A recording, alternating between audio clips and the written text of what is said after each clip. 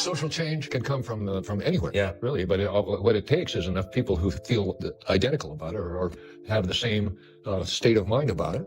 A person who had never played bass, a classical music student who didn't like rock, an introvert living in the abstract worlds of Bach and Stravinsky.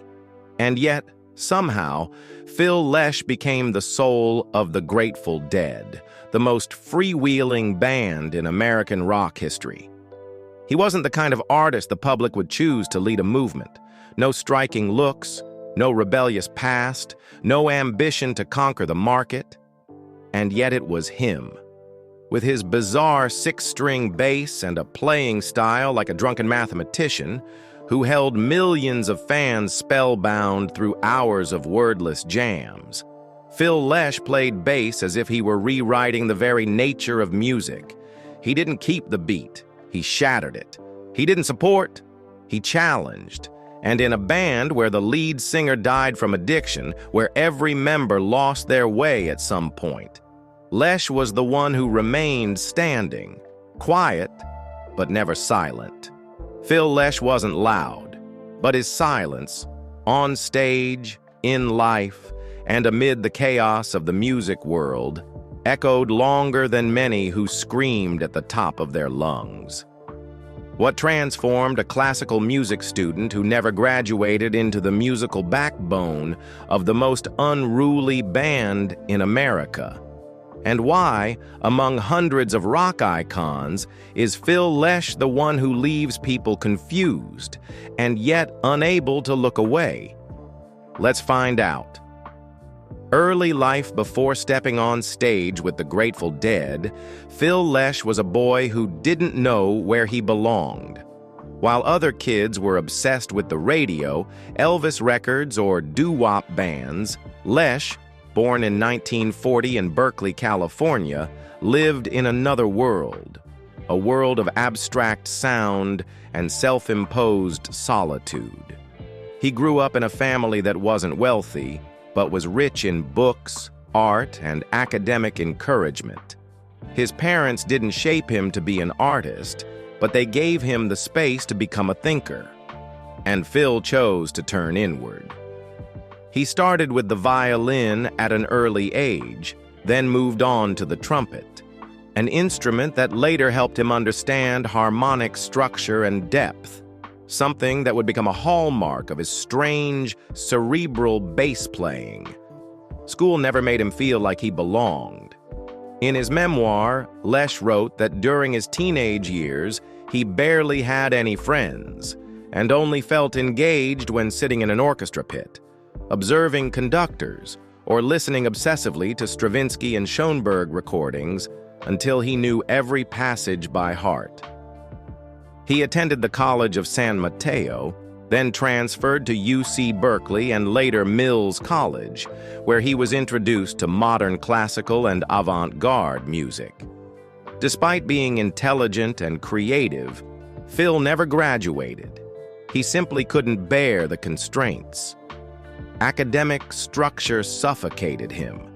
The first time he truly felt he could breathe was when he played in spontaneous jam groups with musicians who didn't care about downbeats, only about the flow of sound. The quiet insecurity that marked his youth didn't come from trauma or external tragedy, but from the sense that he simply didn't fit into this world. While his peers were rushing to form rock bands, Lesh was still immersed in symphonies, still sketching complex harmonic structures, still waiting for someone who might understand the music playing in his head, even just a fraction of it. The turning point came in the early 1960s, when he met Jerry Garcia in Palo Alto. Garcia was a folk musician, the opposite of Lesh, wild, instinctive, impulsive. But he too longed to break free from limitations. They weren't alike, but they shared the same question. Is there a way to make music without following any rules at all? And so, the man who had never even touched a bass became the bassist of one of the greatest bands in American history. Phil Lesh wasn't looking for a stage. He was looking for a place where he no longer felt lost. And music, the kind of music no one had a name for yet, was that place. Early career. No one is born to play bass, and Phil Lesh hadn't even considered it. In his 20s, he was still immersed in the trumpet, modern classical music, and studies on the structure of sound. He didn't sing, didn't perform pop music, and had no interest in the artistic circles flocking toward the rock and roll movement of the early 1960s. But then, a chance encounter with Jerry Garcia completely altered that path. Garcia, then a folk guitarist with a taste for improvisation, was part of a growing creative community in Palo Alto, the same place Lesh frequented to study recording techniques. The two came from vastly different backgrounds, one rooted in bluegrass and banjo, the other in Bach and Bartok. But they shared a common conviction. Music shouldn't be confined by formulas. Phil Lesh was captivated by Garcia's freedom and spontaneity. Garcia, in turn, was fascinated by Lesh's deep musical knowledge and unorthodox, harmonic thinking. It was Garcia who made the unusual suggestion. "You should learn to play bass. I need a bassist. I think you could do it." It was a gamble, and Phil Lesh took it. Though he had never touched a bass before, he threw himself into intense practice, learning theory his own way and translating the language of classical music into rock. Before long, he officially joined the Warlocks, the early incarnation of what would become the Grateful Dead.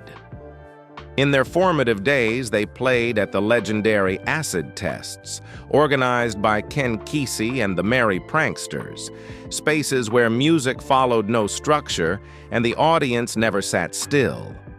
In that chaos, Lesh's bass playing wasn't just suitable, it was essential.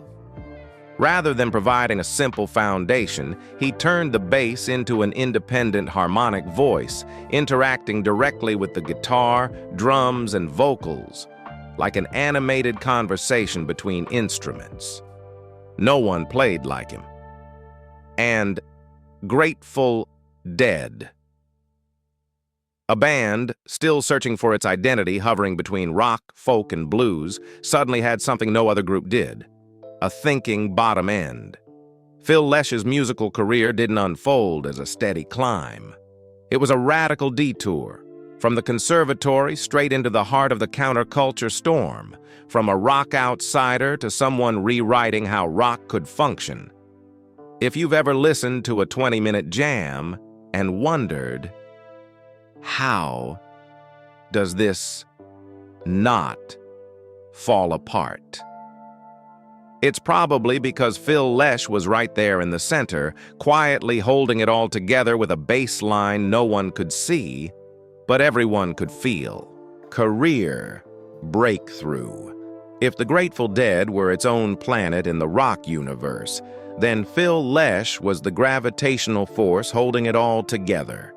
When the band officially adopted the name Grateful Dead in 1965, they weren't just starting a band. They were creating a philosophy, a new musical language. And it was Lesh, with his 6-string bass and classically trained harmonic mind, who laid the foundation for that language. Unlike most bands of the era, which operated within rigid structures, verse, chorus, solo, the Dead refused repetition. Every show was a living experiment. And in that experiment, the bass wasn't a timekeeper. It became the nervous system transmitting energy between instruments. Lesh didn't play to support. He played to converse, to challenge the guitarist, "If I go this way, will you dare follow?"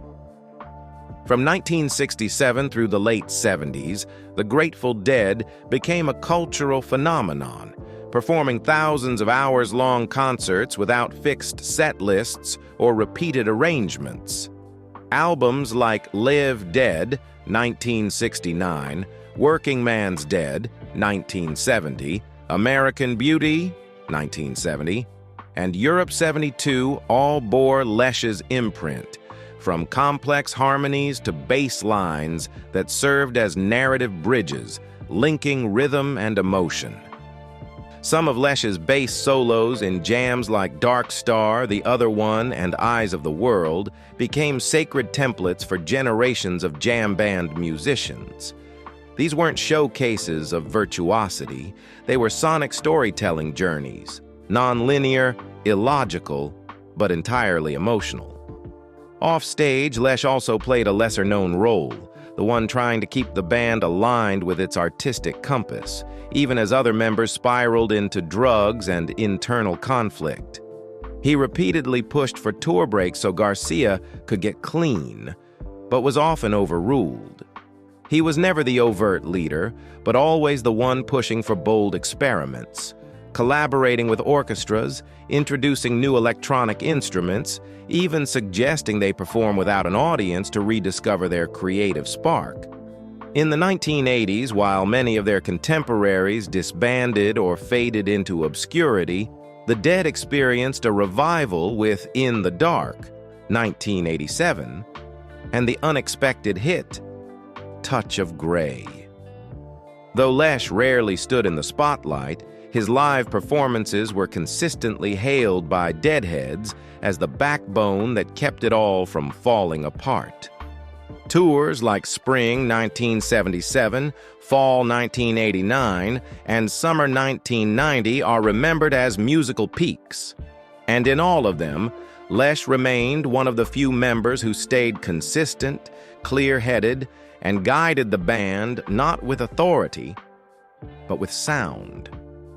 With over 2,300 shows, 13 studio albums, and hundreds of live tapes shared across the world, Phil Lesh didn't just appear in the music. He poured his soul into every note. No two songs were the same. No two nights repeated. That unpredictability is what made the Grateful Dead a legend that couldn't be copied. You don't play in time, you play in gravity. Bob Weir, describing Phil Lesh's approach to sound and space. At a time when other bands were exhausted from recreating their past, Lesh still played as if everything was just beginning. Because to him, music wasn't something to repeat, it was a path no one had walked yet. And that's why he never stepped backward. Solo career. After Jerry Garcia passed away in 1995 and the Grateful Dead officially ended their nearly three-decade journey, Phil Lesh didn't immediately step into a new chapter. He didn't release a solo album, didn't hold a press conference announcing a musical rebirth, and didn't try to replace what had been lost. Instead, he went silent. A very Phil Lesh kind of silence, not dramatic, not mournful, but one that said more than any farewell ever could. Garcia wasn't just a bandmate. He was the only person who could truly help Lesh turn his unruly bass lines into music that could touch the masses. When Garcia died, it was as if a language only the two of them spoke had vanished. It was several years later before Lesh returned, not with a band, but with something more unexpected, an open-ended project called Phil Lesh and Friends.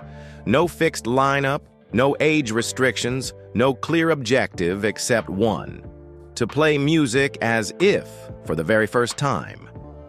Each show featured a different constellation of musicians, with Lesh guiding artists from all genres into improvised journeys. Some were well-known names like Trey Anastasio, Warren Haynes, and John Schofield. Others were complete unknowns. For Lesh, that was the essence of music. It wasn't about fame. It was about the ability to listen and the willingness to explore the unknown together. Phil Lesh and Friends concerts quickly became a new sanctuary for Deadheads. Not because Lesh played the old songs exactly as they remembered, but because he played them in ways no one had ever heard. Familiar tunes like Saint Stephen or Unbroken Chain were taken apart and rebuilt using a grammar that was entirely spontaneous but deeply emotional. At one show, when the crowd shouted for a classic hit, Lesh simply smiled and launched into a nearly 30-minute jam. No lyrics, no climax. Just a single bass line, leading everyone into a strange, meditative stillness. It was his way of saying, "I don't play to satisfy, I play to find out who I am today." Alongside music, Lesh also wrote a memoir, Searching for the Sound. A rare kind of book that wasn't written to shock, but to reflect. In it, he recounted his years with the Grateful Dead, not with the tone of a legend, but as someone who had once deeply loved something beautiful, and was now left with only the echo. No accusations, no excuses, no rewriting of history, just quiet accountability, gratitude, and the pain of a sober man who lived among the eternally high. In 2012, he and his wife opened Terrapin Crossroads, a small venue in California with no VIP tickets, no blinding stage lights, just music, wood, and people who genuinely wanted to play together. Phil performed there nearly every week, sometimes just with his bass and a few old friends, sometimes with his son Graham Lesh, in late-night sessions that stretched on till midnight. To him, Terrapin wasn't a business. It was home. And music, in the end, needed a home like that to truly survive. Phil was also the first of the Grateful Dead members to say no to Dead & Company, the commercial supergroup that repackaged the Dead's image for global tours with John Mayer. He didn't lash out, only offered a quiet statement. "I don't play the past to sell tickets." He wasn't opposed to others doing it. He simply refused to become a boxed version of himself. For Lesh, the Grateful Dead was a moment in time, unrepeatable, unreplicable. And if he couldn't be honest in the music, he'd rather fade into the shadows. All of it, the small, unfilmed shows, the hours adjusting harmonies in a nameless rehearsal room, the countless times he turned away from easy fame, created a rare portrait. An artist who didn't care about legacy, and because of that, left a lasting one. Phil Lesh never needed to prove anything. And maybe that's why, whenever he steps on stage, whether it's at a massive festival or the corner of a tiny club, you can still hear something real, a bass line that carries not just sound, but memory, time, and an unshakable loyalty to music that can't be faked. Terrapin, Controversies, Silent Shadows. Phil Lesh was never one to create scandals, but that doesn't mean he didn't carry fractures within. Throughout his time with the Grateful Dead and beyond, Lesh maintained a calm, quiet image, the one who stood at the center of chaos and kept it from collapsing. But that position also made him the one who bore many wounds no one truly saw. In 1998, he nearly died. Doctors diagnosed him with chronic hepatitis C, a silent consequence of years spent in artist communities where blood transfusions, shared needles, and unsafe medical practices were common. The disease had been eroding his liver for years until he was hospitalized in critical condition and rushed into an emergency liver transplant. The surgery was successful, but almost immediately a quiet wave of suspicion rippled through the community. Had Phil Lesh been moved up the donor list because he was famous? Was that miracle bought with influence? No one said anything officially. No evidence surfaced. But the question never really disappeared. Lesh didn't explain. He simply said one sentence that made many fall silent. I carry a piece of someone else inside me. I'm not the same, and I'll never play music the same way again. Rather than defend himself, Lesh chose to act. He became a vocal advocate for organ donation, spoke publicly about the meaning of a second life, raised funds, and organized benefit concerts. For him, it wasn't about repayment. It was the only way to turn an unseen fall into a reason to keep walking. But not all fractures came from within. After Jerry Garcia's death and the disbanding of the Grateful Dead, the remaining members began forging separate paths. From the Other Ones to the Dead, and later Dead and Company, many efforts were made to revive the legacy. But Phil Lesh quietly broke away from them all. No fiery statements, no personal attacks, yet his refusal to join Dead and Company, the most commercially successful post-Garcia revival, deeply divided the fan community. Some praised him. He stayed loyal to the original philosophy, refusing to commercialize memory. Others criticized him. He was too rigid, too proud, unwilling to evolve. Whispers spread on forums, podcasts, and fringe articles. Lesh never responded. He kept playing, somewhere else for a different purpose. Even within the Grateful Dead itself, Lesh wasn't immune to conflict. He often clashed with management over sound quality, set list choices, and most painfully over pushing Garcia to continue touring despite his failing health. Lesh wanted to stop, to save his friend who was slowly dying from addiction, but the band needed to function, the company needed revenue, the fans wanted shows. Lesh stayed silent, but within that silence were hundreds of shows where he played bass as if resisting the very decision he was forced to live with. Phil Lesh never got caught up in tabloid scandal, but he carried a different kind of controversy, the kind that happens inside a person, between trust and doubt, loyalty and betrayal, staying true and learning to let go. He didn't speak much. He let the bass do the talking. And if you've ever sat in one of his shows, when the entire room goes dead silent and a single low note hums like a whisper in the dark, you'll understand. Sometimes the most powerful stories are the ones no one says out loud. Personal life. If on stage Phil Lesh played bass like a music-drunk mathematician, then off stage he was a husband, a father, and a survivor, in the most literal sense.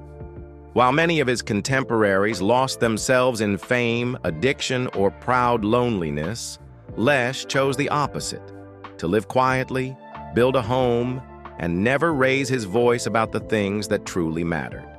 He married Jill Lesh, a woman who was not just his life partner, but his companion through nearly every step of his post-Grateful Dead journey. Jill rarely appeared in public, but to the Deadhead community, she was the one behind the scenes, organizing events, safeguarding Phil's artistic independence, and co-creating Terrapin Crossroads.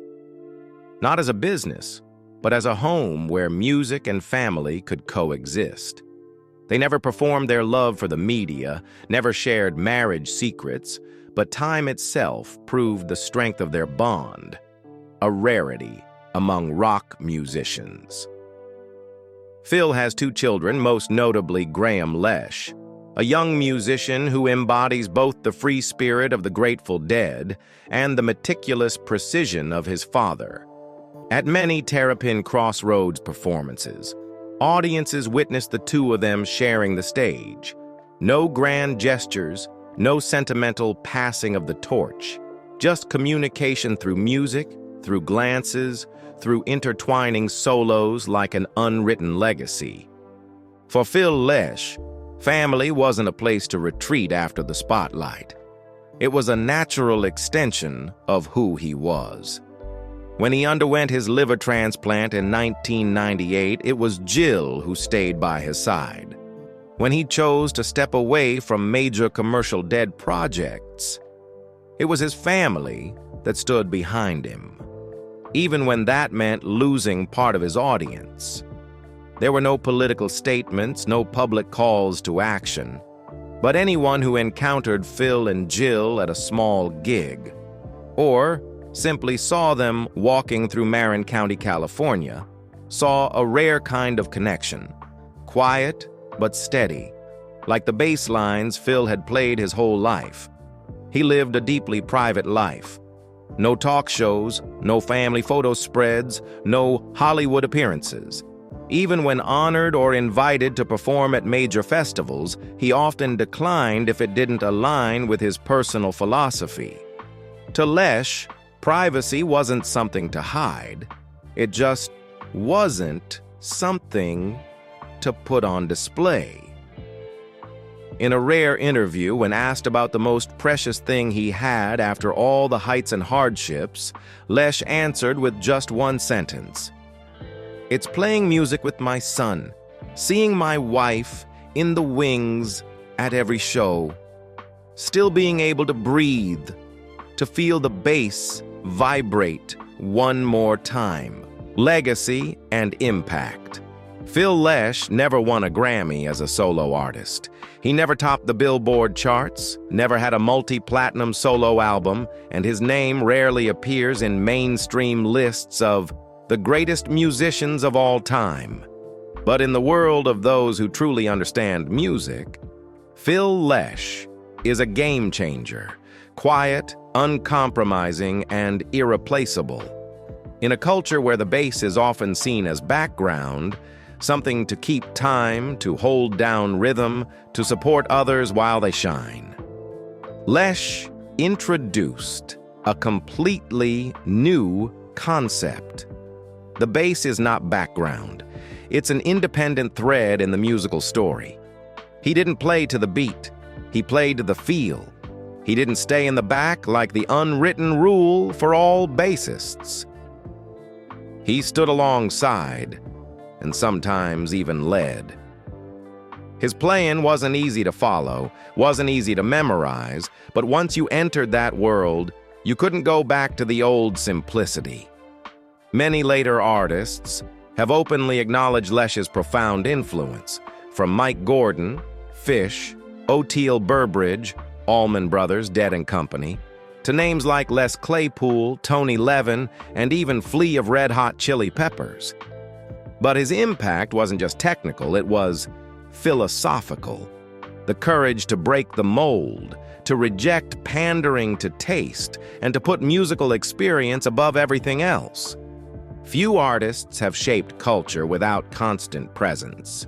When the Grateful Dead was still active, Lesh was their sonic backbone.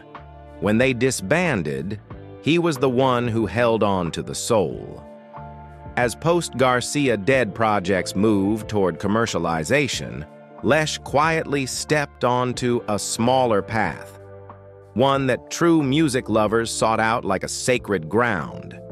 No big stages, no PR banners, just one man with a bass, playing as if he were the final thread connecting this world to something ancient and unspoken.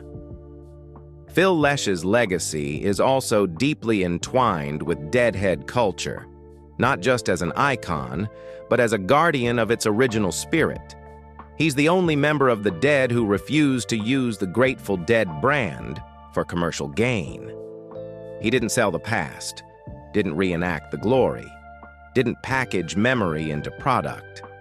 And that's precisely why he's respected, not just as a musician, but as someone who preserves memory with integrity. Beyond music, Lesh left behind a lesson that being loyal to yourself, even if conflicted, even if uncelebrated, is still the most meaningful path. That in a world where everyone is trying to be heard, seen, and loved, there are still those who choose to be truly listened to, even if by only a few, the few, as long as they listen with their hearts. Phil Lesh didn't leave a legacy of hit singles. He left a legacy of moments, Moments you never forget, once you've lived them. A jam that pulled you out of reality. A concert where the bass seemed to say everything you couldn't. A feeling that someone on stage wasn't performing, but living, current life. At 85, Phil Lesh still hasn't stopped. Although Terrapin Crossroads, the music space he and his wife built as a sanctuary for the community, closed in 2021 due to the long-lasting effects of the pandemic, its spirit lives on in him. Without a permanent venue, Lesh has shifted to a nomadic model, hosting small shows, making surprise appearances at familiar stages in San Francisco, Denver, New York, and sometimes in places no one expected him to show up. He doesn't tour, doesn't advertise loudly. Every appearance feels like a gift, unannounced, unrepeated. In 2023, when Dead & Company wrapped up their farewell tour after nearly a decade together, Phil Lesh remained absent, just as he had chosen from the beginning. No recreating the past, no entering the cycle of commercialized nostalgia. In rare interviews, he simply stated that he respects every path, but won't take part unless the music feels real. While Bob Weir, Mickey Hart, and others continued to receive public honors, Lesh was quieter, but never gone. He appeared with his son Graham at select private shows, still playing Eyes of the World, Scarlet Begonias, and old ballads, as if he were breathing them out from deep within his chest. In 2025, his name can still be found on posters for small concerts, modestly tucked below the phrase, "featuring special guest." He doesn't stand center stage, doesn't leave to roaring cheers, but if you listen closely enough, you'll hear a gentle bass line guiding you through the night, subtle and unassuming. Just one thing is certain, Phil Lesh is still playing, not because he has to, but because he still wants to. Phil Lesh never tried to conquer the crowd, yet somehow he still left millions in awe. Not with flashy solos, but with bass lines that felt like breathing. Deep, steady, and so real that they sometimes made you wonder, how long has it been since you truly listened to something without expecting a reply? In a world where everything has to be clear, Phil Lesh is a whisper, and sometimes it's the whispers that carry the farthest. What about you? When was the last time you heard a song without words yet still felt understood? If you've ever had a moment like that, share it with us below. And if stories like this make something in your heart quietly stir, hit subscribe and stay with the channel. Because sometimes, just one perfectly timed bass note is enough to remind us that we're still alive.